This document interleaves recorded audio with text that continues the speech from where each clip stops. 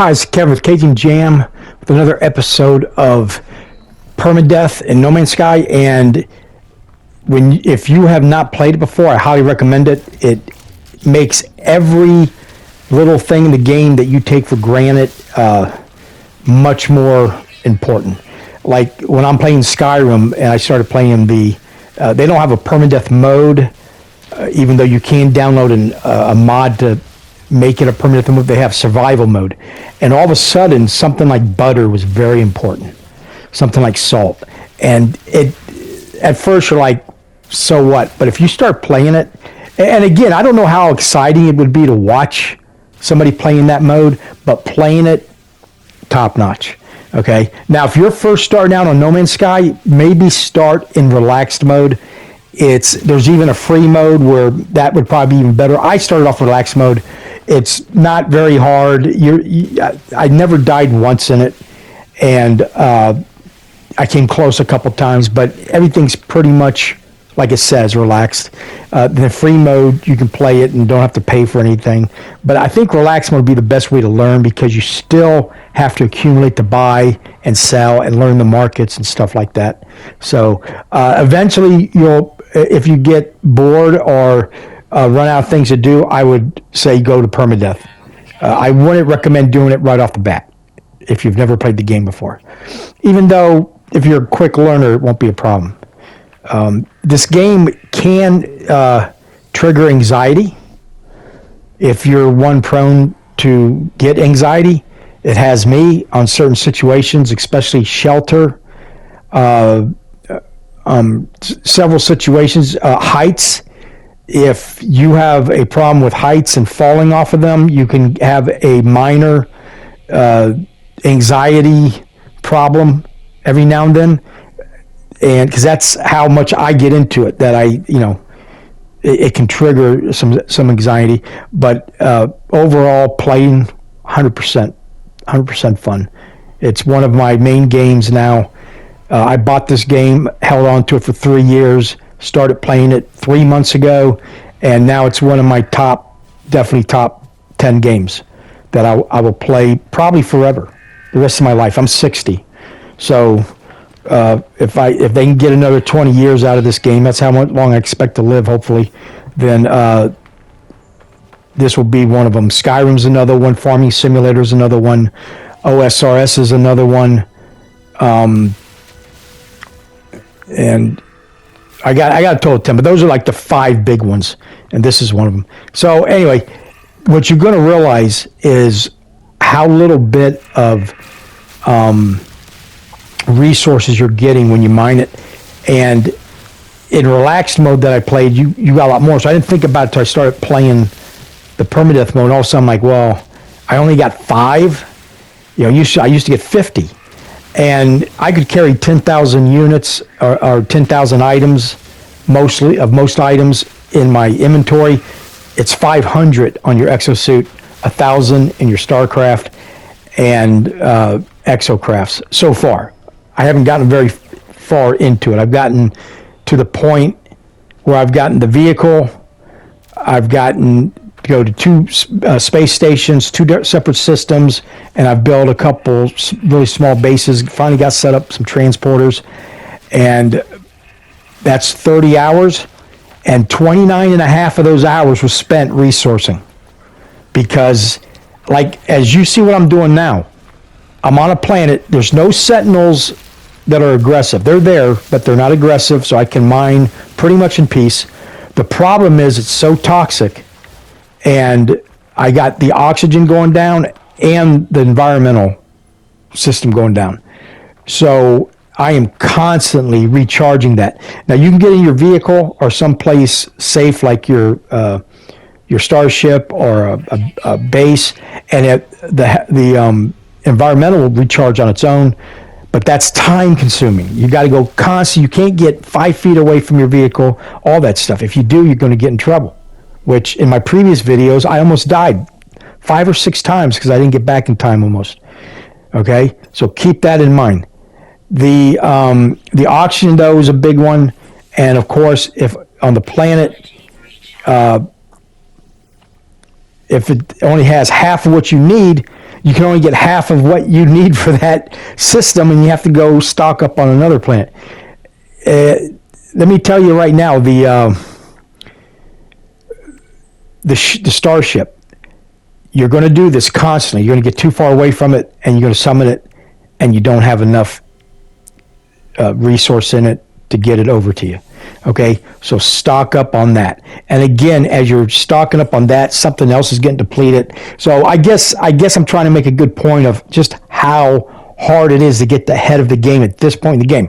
As I get further along and can stockpile stuff, it's going to get easier. Still going to be just as dangerous because I can die at any moment. But that's the key thing to begin with. The other thing is your jetpack will kill you. In relaxed mode, I could fall 1,000 feet and it would do half damage.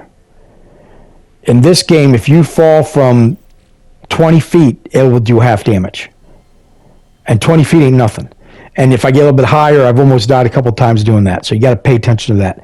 I have found a planet that I can literally bounce with the jetpack at this level, which is not, it's still, everything's C class, but on this one planet, it's actually a moon. It's a no atmosphere moon.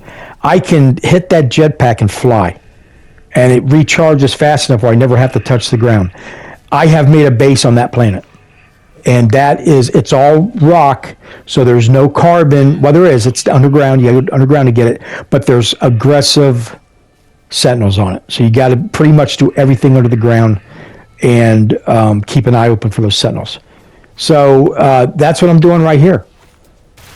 Now, this entire session, I played for about 3-4 hours, and I was easily able to knock out 2.5 hours because it was just pretty much sitting in the vehicle, gathering resources.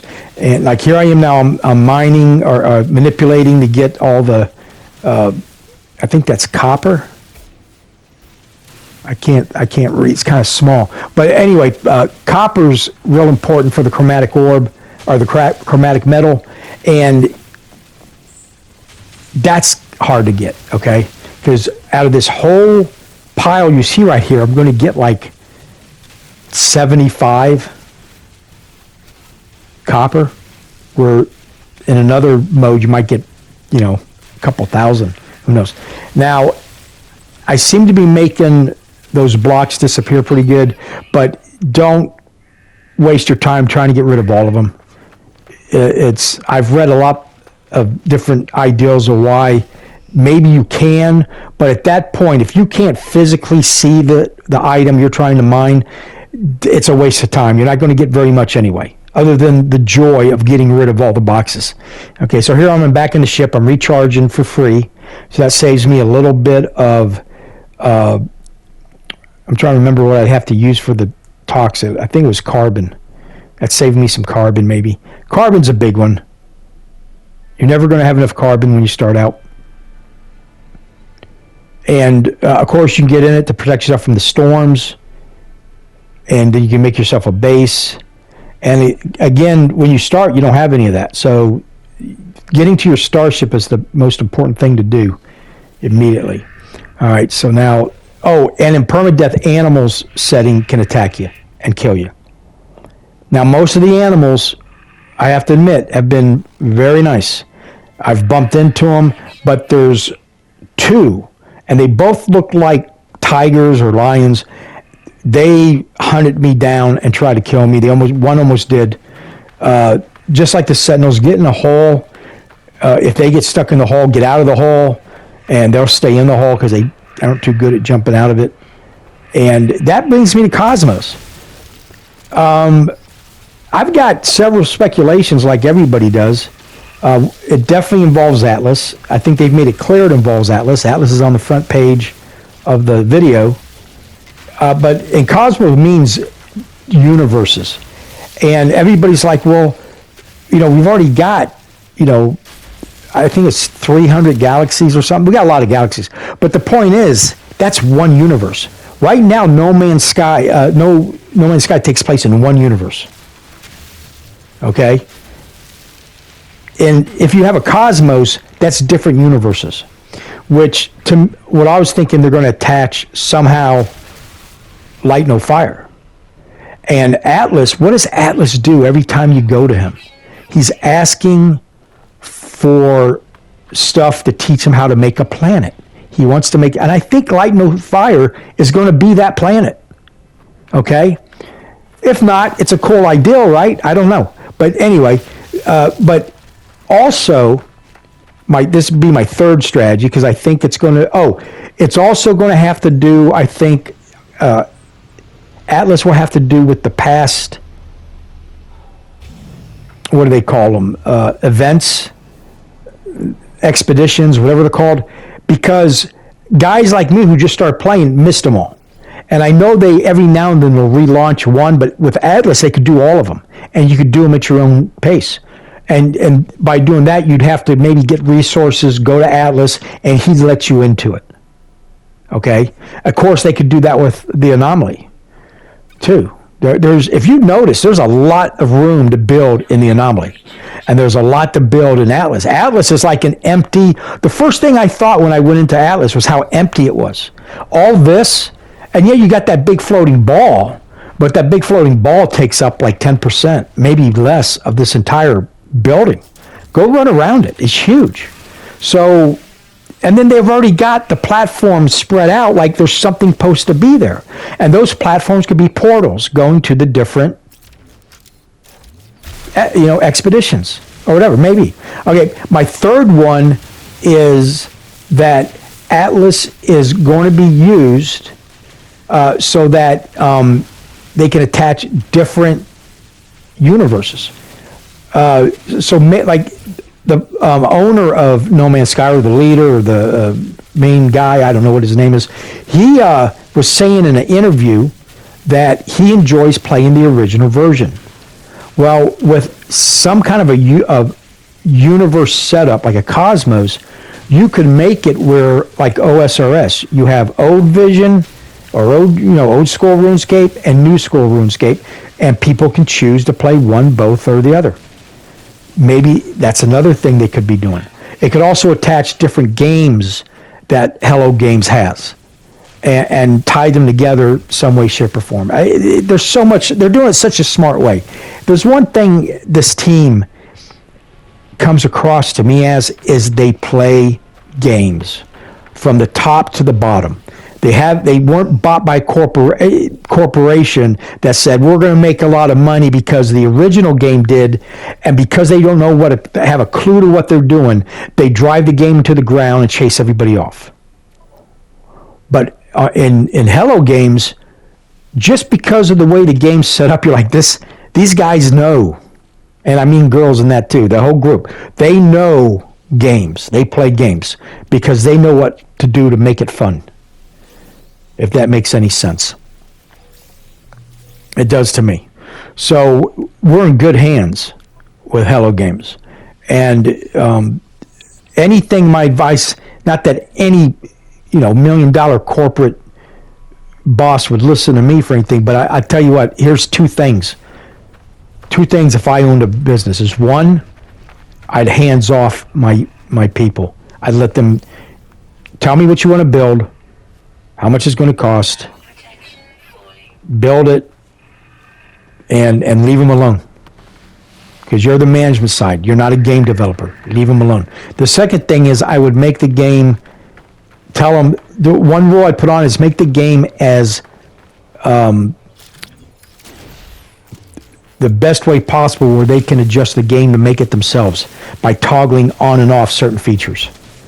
Let people, when they get the game, get into it and say, well, I don't like doing this, so I'm going to turn that off. I do that in Farming Simulator. I hate weeding. I hate the stones. Okay? I turn that off. That is huge because now we can all have our cake and eat it too, as far as, playing the game. And you don't chase away the people who are just leaving because of one thing. They can just turn it off and keep going. So that's huge. And of course, with the first thing you're going to notice when you open up No Man's Sky is that they've got tons and tons of settings that you can customize. And then they got like 5 preset: relax, free, permadeath, building, whatever. They got 5 that's already preset, but all they really are is preset custom. So just go into custom, you can make your own game. Turn on and off whatever you want. And that's huge too. So that, again, a great team that I hope it just doesn't change anything as far as their basic foundation is, because it's incredible. So that brings me to my last speculation, is them upgrading the planets. I've said in past videos, in past games, they already sold millions of copies, and I'm talking about any company. They had the people, the fans, who were not just waiting for the next chapter, but would prepay, and then it would bomb. And you're like, well, what the hell happened? It's the same game. No, it's not. It's not the same game. That's the problem. You made a totally different game expecting the same results, and it flopped. That happens all the time. Instead of just taking what you have and adding onto it. And if you're going to add a big feature, make sure they can toggle it on and off, because you might get half of people that like it and half the people that don't. And that means you would instantly lose half your customer base overnight. So always keep that in mind if you're making games. Okay? So with No Man's Sky, I've gotten all the way to the point where I've got 3 settlements set up, and that's just in my relaxed mode. I've gotten my 30 ships and my 30 freighters and frigates and all that, and doing all that. I haven't done any expeditions yet. I didn't have time to catch this last one. And you can go to the anomaly, do some specialized missions and stuff like that. But what I'm quickly realizing is I love to go and explore planets. I haven't gotten into building yet. I know I will. I was just watching a video of somebody who had built a base next to another bunch of players who built a base. That is, I'm new, guys. I'm new. I'm 3 months into this. Owned the game for 3 years.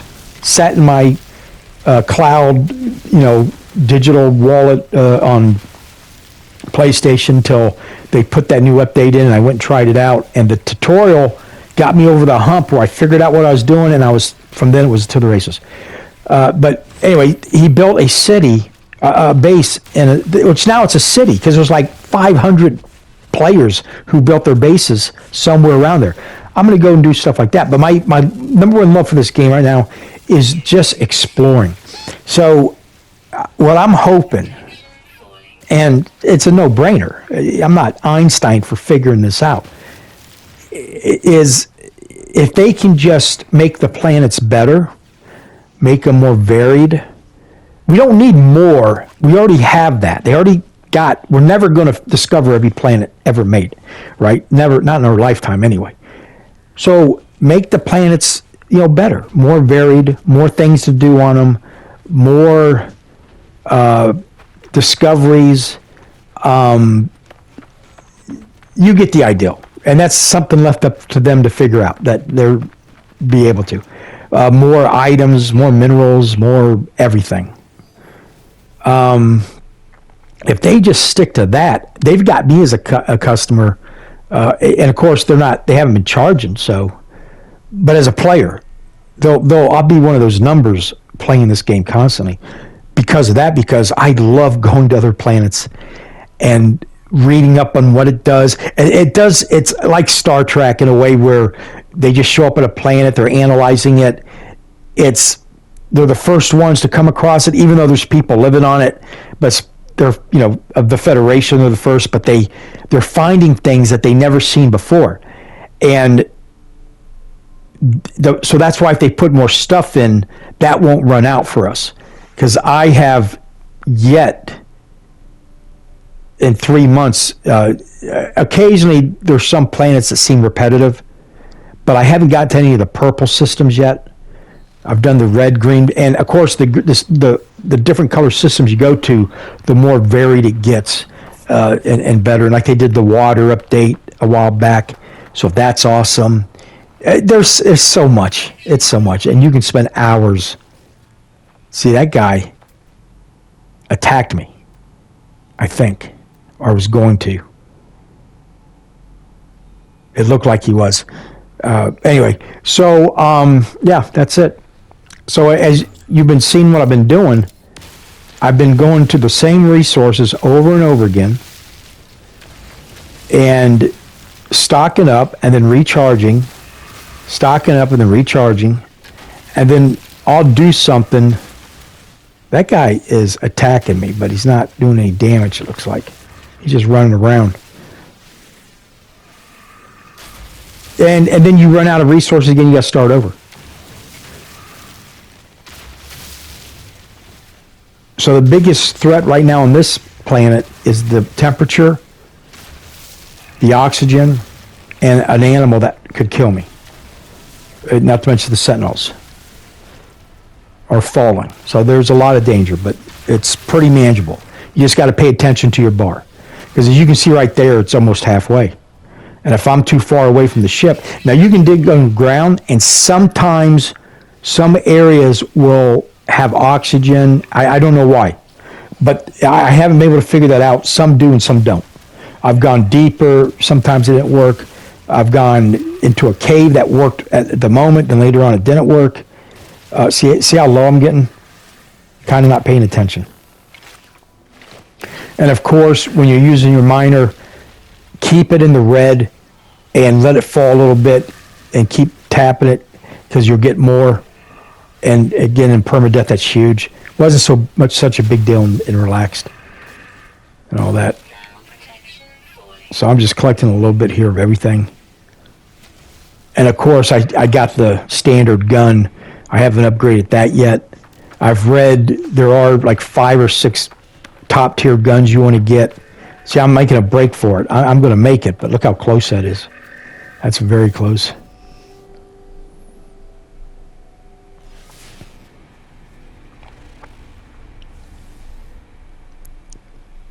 And there's that base. I'm going to go over there eventually and set a base up and start getting the salvage datas so I can get some blueprints and make up some transportation systems, go back and forth. That now that I'm there in this save, it's really opened up a lot. Things have gotten a lot easier, a lot faster. And then again, I'll find myself on a planet messing up. And on one, I was on the side of a hill running over to, and the Sentinels got crazy on me. And I couldn't get away from them. And I couldn't get back to the ship. And they wouldn't go away. I tried everything. I dug deep. Then I ran out of stuff in my manipulator, and I couldn't get out to go get more. Well, this manipulator, I put more the silicate in it, so that wasn't that bad.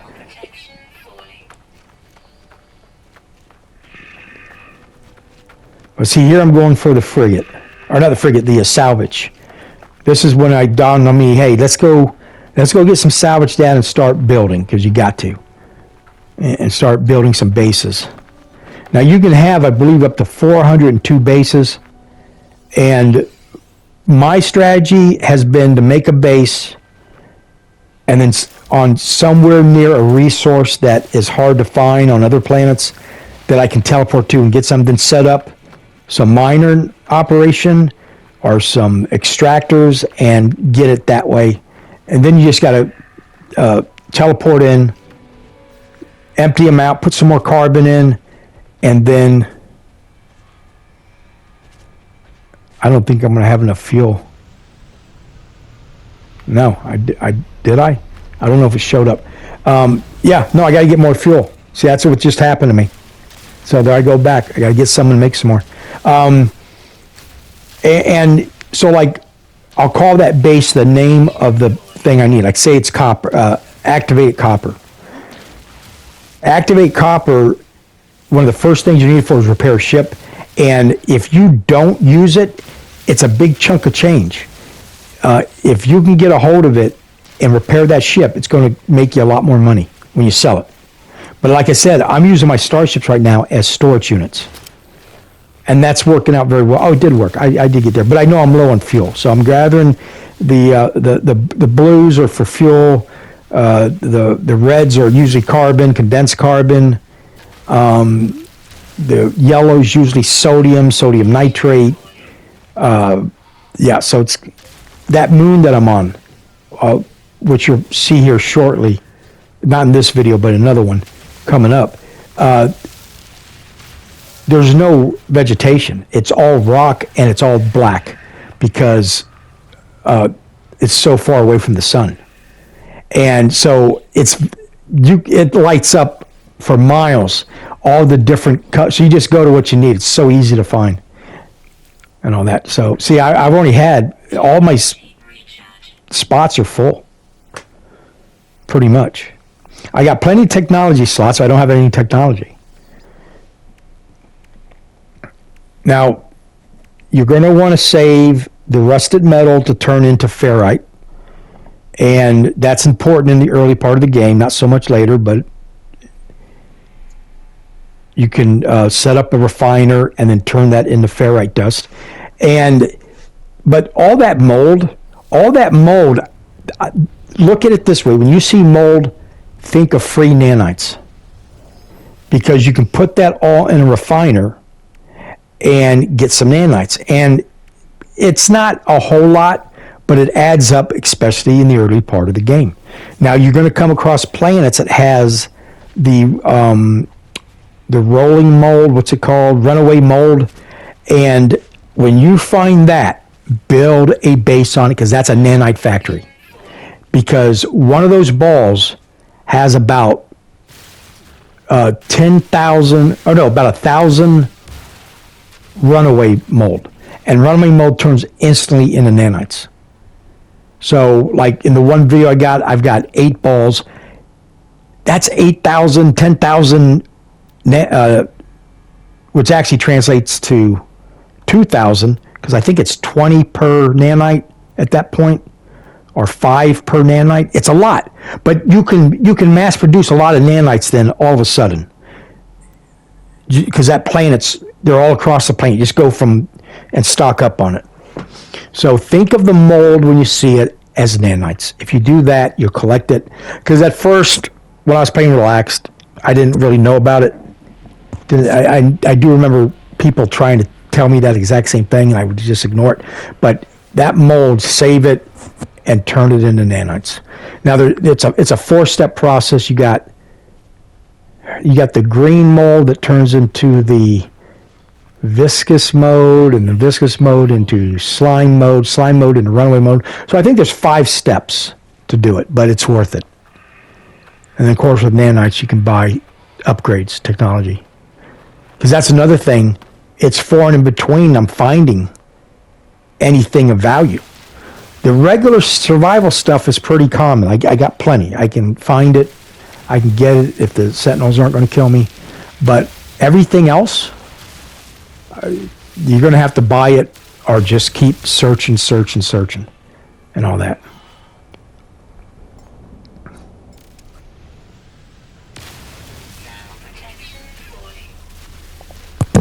So I don't think I had enough to summon it then. Summoning's very expensive early on, so I'd avoid it if possible. And always laying on a landing pad with the starship. When I first started playing Relaxed, I went straight to the Corvette. And I could never get it to land on those damn landing strips. I couldn't understand why. Because they're not designed for the Corvettes. They're designed for your starship.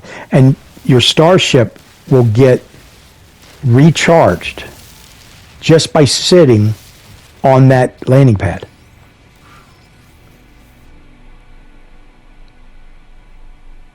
So that's it. So anyway, thank you for watching. If you get a chance, please like and subscribe. If you get a chance, leave a comment. Would love to hear from you. Thank you for everybody who's done so. And see you in the next video.